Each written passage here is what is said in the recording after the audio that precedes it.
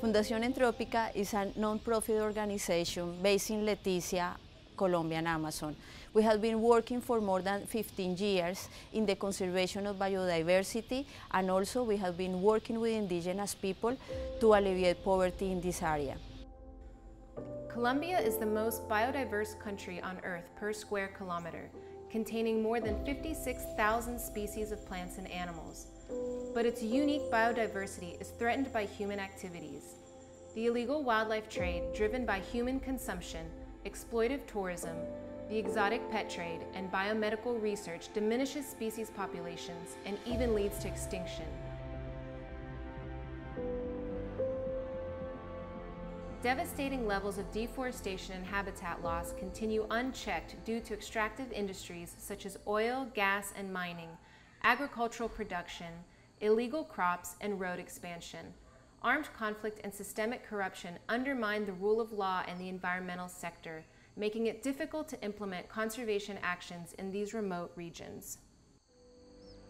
Weak or absent governance systems in Amazonian indigenous territories means there is very little investment in economic development and opportunities. Local people have limited access to decent work and often resort to participating in illegal crop cultivation and wildlife trafficking out of sheer necessity. This situation was only made worse by the onset of the COVID-19 pandemic in 2020, when this region became a global epicenter for coronavirus infections. Until May 2021, the airport from Leticia was closed, bringing the tourism-based economy to a grinding halt. Many people who once relied on nature and ethno-tourism activities for income turned to logging, wildlife trafficking, and coca cultivation to provide for their families.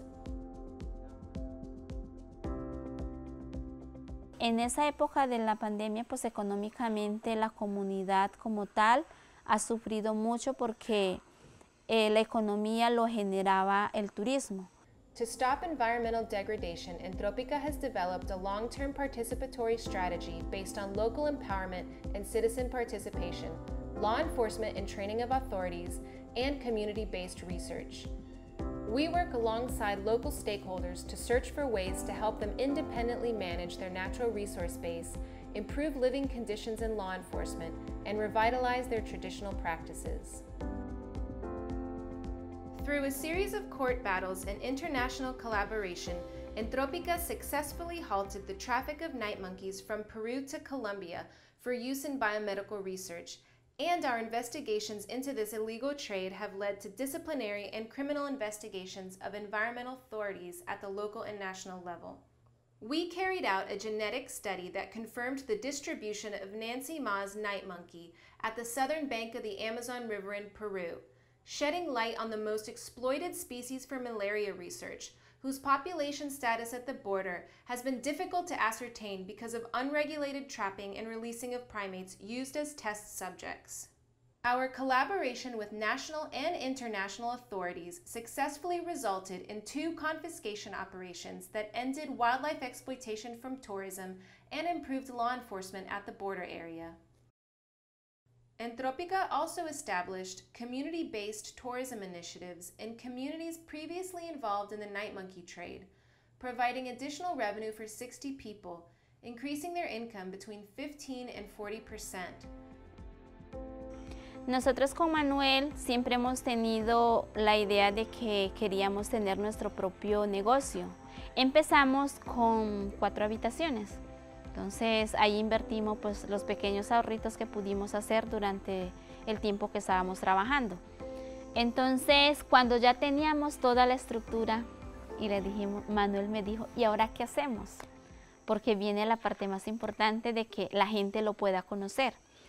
Entonces de esa manera pues la Fundación Entropika nos ha aportado eso para la parte de la publicidad y aún nos sigue ayudando en este proceso. Luego hicimos como una alianza con una comunidad peruana que se llama Visalegre. Entonces lo que hacemos es de que no solamente generar el ingreso económico a esta comunidad, sino también trabajar con la comunidad peruana. Sabemos que es una comunidad que ha sufrido mucho con algunas especies de monos que son exportados o fueron vendidos, digámoslo así.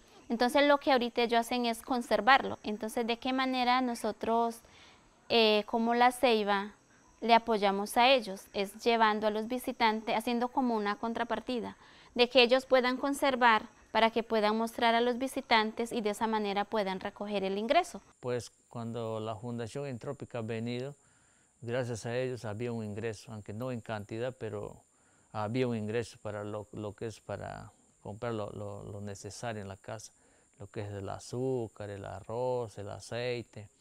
Gracias a la Fundación Entropika, que eso nos han apoyado harto, ¿no?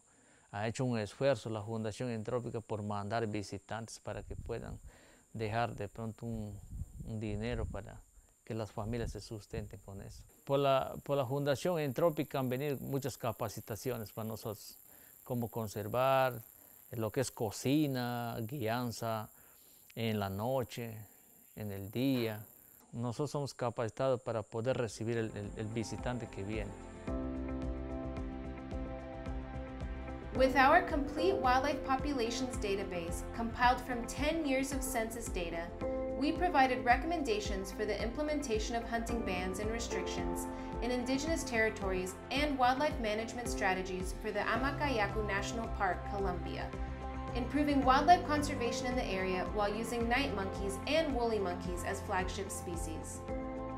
Our efforts in fighting the wildlife trade have brought us national and international accolades, such as the prestigious Whitley Gold Award from the UK, also known as the Green Oscar, the Animal Defenders Prize in Colombia, and in 2020, we received the National Geographic Buffett Award for Leadership in Conservation in Latin America. These recognitions have helped us gain international attention for our conservation work, but have also attracted the ire of environmental offenders who have profited from wildlife trafficking, resulting in intimidation tactics, smear campaigns, and even death threats directed at our team. To improve the conservation of the Nancy Ma's night monkeys, we will evaluate the presence of viral agents to help us understand how arboviruses are spread between forest species, a topic that has been poorly studied at the regional level.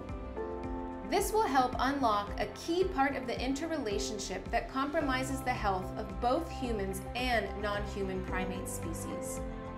We will also continue supporting local environmental education programs for at-risk Indigenous youth. These programs reach the most isolated Indigenous communities along the Amazon River, characterized by a lack of enrichment, high teen suicide rates, and one of the lowest education rates in the country. By reconnecting children to their cultural heritage, these activities also foster connections to nature. We will continue working with the 2 Peruvian communities that were a part of night monkey trade for malaria research through wildlife watching tourism. As tourism resumes throughout the region, we will help them implement COVID-19 biosecurity protocols so that they may safely receive visitors again. Investing in community-led, low-impact tourism ventures has the potential to increase economic stability for these communities in the long term, and will benefit the environment by providing incentive for conservation and alternative income to replace the need for natural resource extraction from nearby territories. We hope that through all our conservation endeavors, we can provide sufficient training and support so that local people can build resilient and sustainable communities that benefit the natural environment and ensure natural resources for future generations. Other than working on these productive projects with the communities, we also work to improve their quality of life. One of the main issues is, and always has been, the access to potable water. This is where we crossed paths with Foundation Ankla from Sweden. Since 2010, Ankla has installed low-cost water filtration technologies in select communities of the Amazon. In 2014, they began looking for a local NGO to take care of this project and make it grow. Today, Entropika and Ankla have installed water filtration systems in more than 20 communities and 5 schools of the Colombian and Peruvian Amazon, providing access to clean drinking water to over 6,700 people in this region. Recently, we have extended the project to include indigenous communities of La Guajira and marginal neighborhoods of Medellin that benefit another 7,400 people approximately. The cooperation between Entropika and Ankla continues to thrive, and other projects have been added in recent years, namely the construction of school buildings and a godparents program that pairs local students with Swedish sponsors to help cover the cost of school supplies, both of which aim to improve education in the Amazon region. Another component of Entropika's work is dedicated to improving the well-being of domestic animals in Leticia.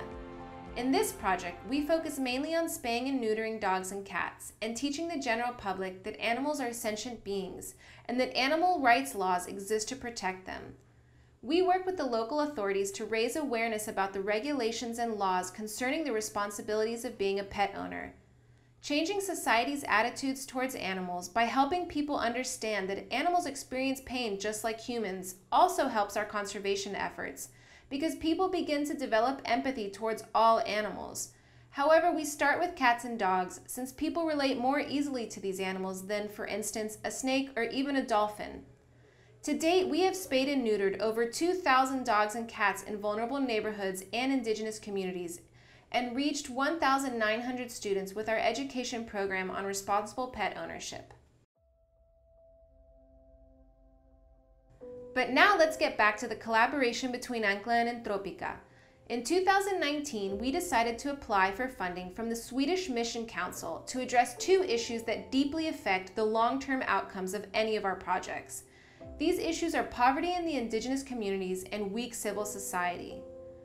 Strengthening civil society by means of empowering communities to claim their rights and independently and sustainably manage economic alternatives, their resources, and community-operated services is indispensable to reducing pressure on the local ecosystem.